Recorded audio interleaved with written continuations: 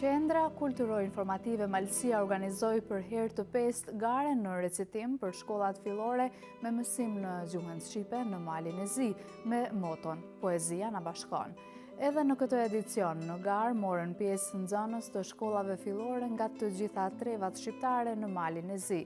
Këtë aktivitet e ka përcjellur Vera Gojçaj. Erë kuraje dhe vendosën në shpirtin e kujt nuk di të luftoj. Zbulo jetën, rrëfeja atyre që nuk din të kuptojnë. Merë shpresën dhe jeton në dritën e saj. Merë bulekun dhe dhuroja kujt nuk di të dhuroj. Apo, zbulo dashurin dhe bëja të njohur botës.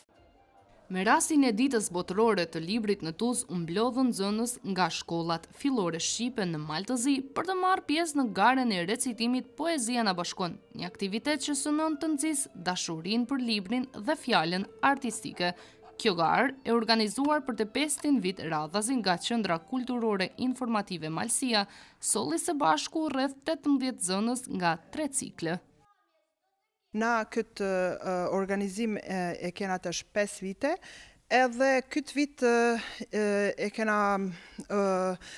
ban plan me qëllim me organizu në ditën e botërore të librit, sepse 4 vite përpara e kena organizu në ditën e 7 marsit të ditën në mësuesit. Përmes vargjeve të përzgjedhura, nxënësit sollën interpretime të ndjera duke përcjell emocione dhe mesazhe të ndryshme artistike para publikut dhe jurisë. Vendin e parë në këtë edicion e fitoi Mikela Prengoçaj, nxënëse klasës së 9 nga shkolla Gjergj Kastrioti Skënderbeu në Triesh, e cila me interpretimin e poezisë Anës Lumenve të Fanolit arriti të bindë jurinë dhe të dallohet mes konkurrentëve. Pran sofrës i fangren. Prandies, i banzen, lakuri që lej dregosur, trupe shpiti sakatosur. E kam interpretuar me shumë emocion të vrash, por ka pale momente të buta. Por besoj që nga jo që pash se je edhe nxënëse shumë e mirë, apo jo, lexon shumë, a? Po, lexoj shumë libra, kam një raft plot me libra, më pëlqen shumë të lexoj. E si shef bashkëboshatar tjerë, sa a janë edhe ata si ti? Sigurisht, shekulli 21 është një kohë shumë e ndryshme nga ato më të mëparshme. Disa nxënës janë të interesuar, por disa dhe nuk janë. Mendoj që mund kjo të përmirësohet me bashkëpunime me prindrit, me mësimdhënësit dhe me shoqëri. Vendin e dytë e zuri Besa Lucaj nga shkolla 29 nëntori në Dinosh në kategorinë e ciklit të dytë e vlerësuar për interpretimin dhe paraqitjen e saj para publikut. Atje ku dheu i zi, rënd do t'ju peshojnë mbi rashta, poetni tuaj përbri.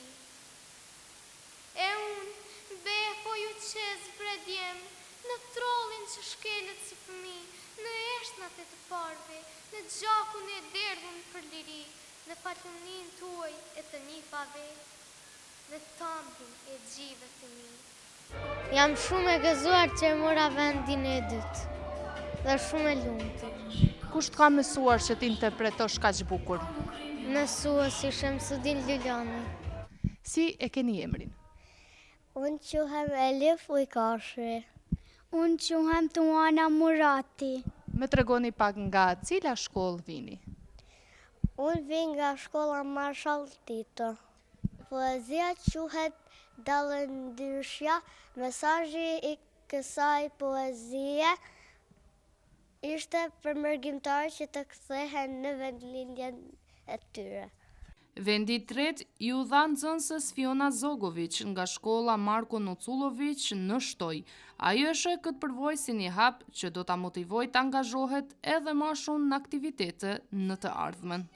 Zogu dhe djali, një zog të bukur, zur një djal, a y po dridhej dhe i thoj sa fjal, nuk t'i vjen keq që jam i mitur, si ti i vogël e s'jam dhe i rritur.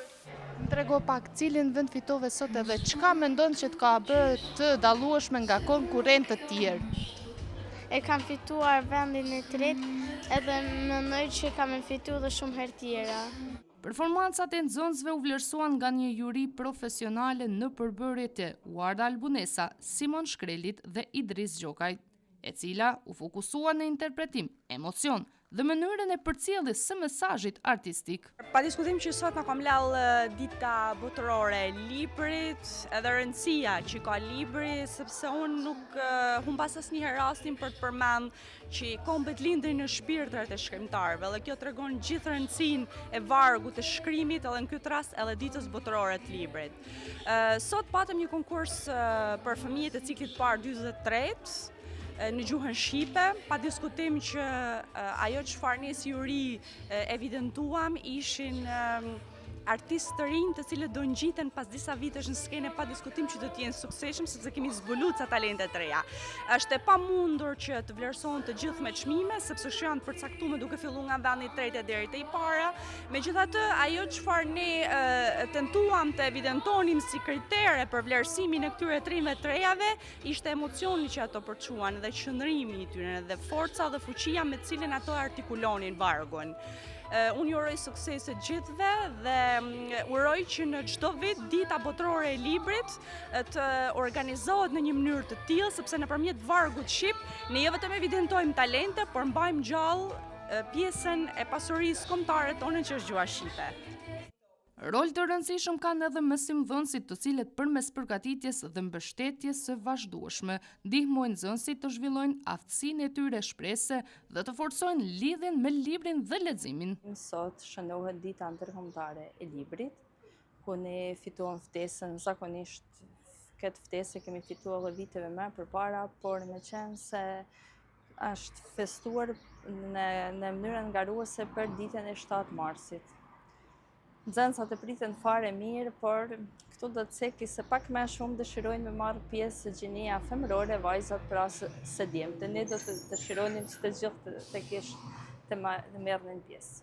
Po, siç e dim, pra poezia është kënaqësi e shpirtit, është art, por siç jetojmë në këtë kohë teknologjie të pak a shumë e ka bërë veten që ndoshta më vjen keq të them që se teknologjia po zëvendësohet me poezinë apo me librin, por fëmia, jo vetëm fëmia, por edhe të rritur në gjithë një më shumë, qoftë librat apo informacionet po i marrin nëpërmes teknologjisë. Çdo kohë i ka heronjtë e vet, pra shkolla jonë mori pjesë me 3 cikle.